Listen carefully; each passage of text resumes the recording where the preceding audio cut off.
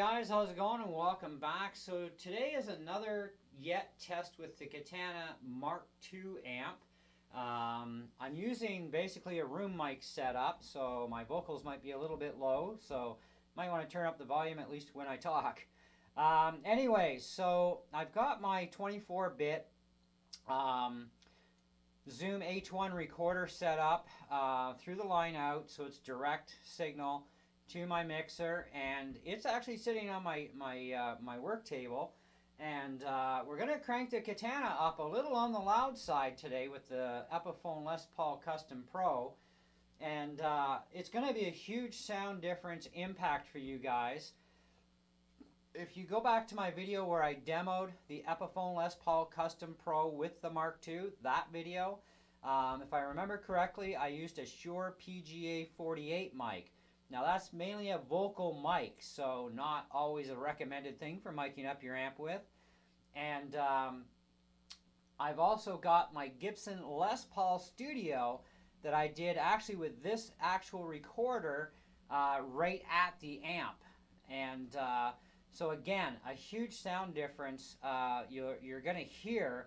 So I believe that in the room, just having it set up as a room mic, it's going to give probably your best listening ability, other than the fact you should have either headphones on your head, good quality ones, or earbuds, or whatever cranks your fancy there, good computer speakers, to be able to hear playback on any YouTube video, especially when it comes to music stuff like this, because even though YouTube compresses the audio, you do need to hear the best possible sound reproduction to give you a really good idea of what a particular setup is going to be able to be sounding like. Now, room acoustics are also involved, and that's another reason why I'm doing the room mic setup, so it takes on my room acoustics, which have very little to no echo in here. So anyways, let's have a little bit of fun with this. And let this amp actually unwind, we'll say, or speak a little bit better.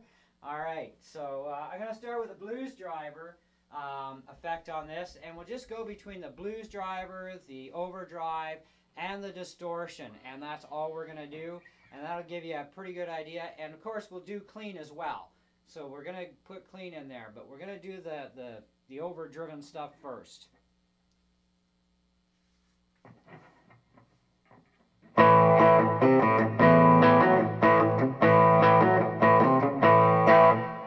Now, if you're wondering, my gain is set at 9 o'clock. The volume knob beside it is full blast, and our master is, well, you know what? We're going to set that at 11 o'clock for the master, and I'm on the 100-watt range of the amp. Okay, and I'm going to give you a little bit of a difference with the power soak on this. So at 100, then 50, then half watt, and then we'll just get right into this.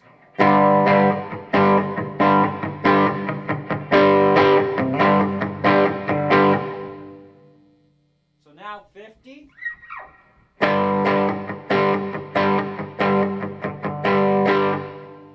And half a watt.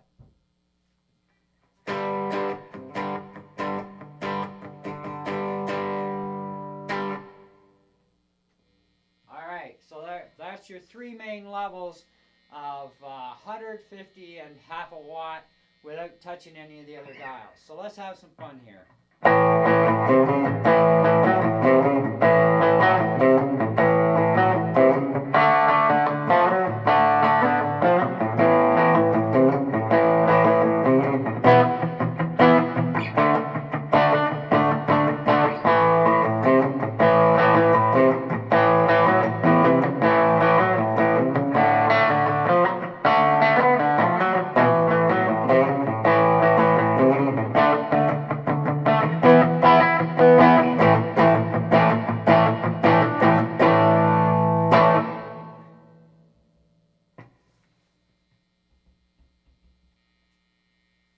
So now this is what they call their overdrive.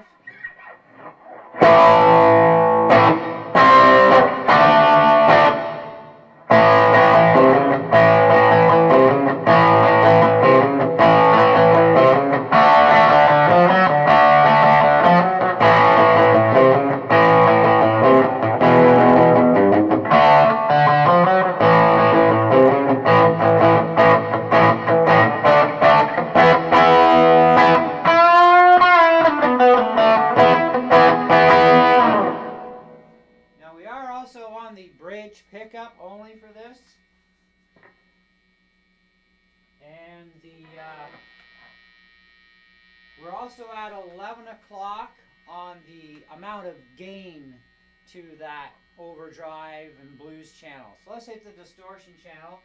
I noticed my meters were really pinning bad. I'm watching the meters on the screen as I'm recording this. It's going right into my computer. So I'm using QuickTime as my main video program here.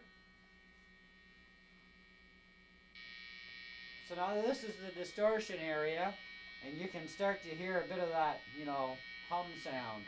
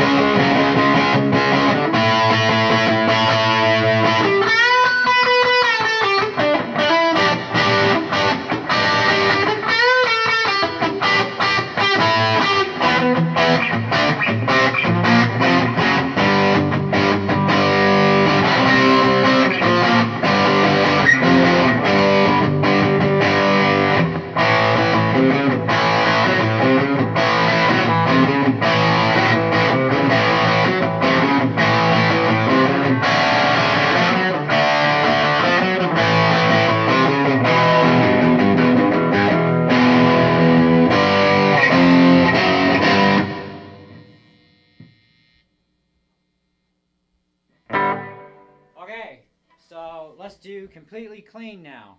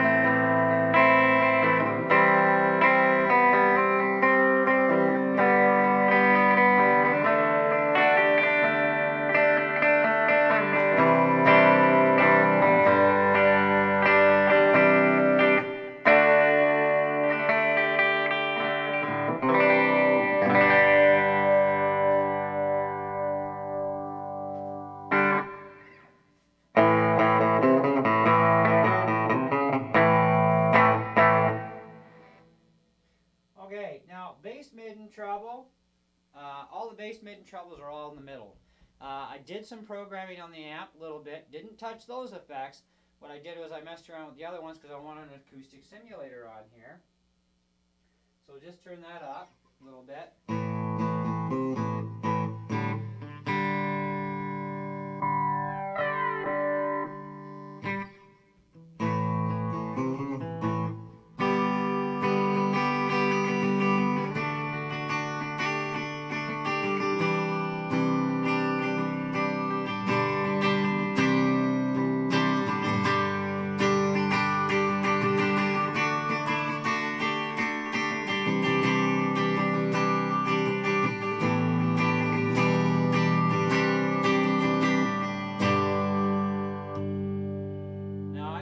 Through with the acoustic sim, the two pickups as well. These are all in humbucker mode.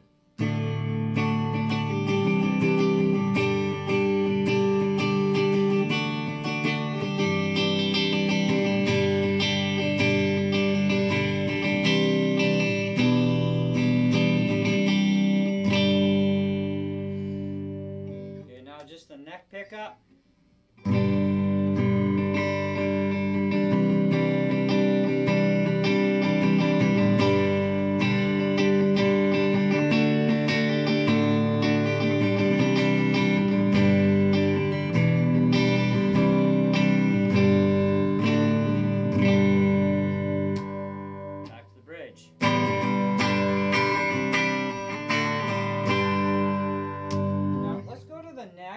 let's split the coil, because this thing has like coil splitting, coil tapping thing.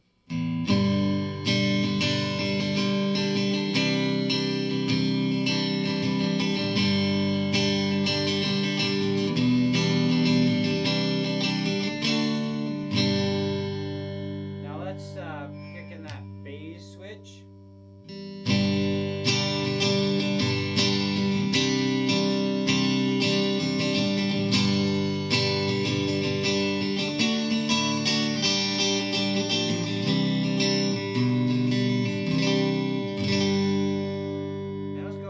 With the phase on.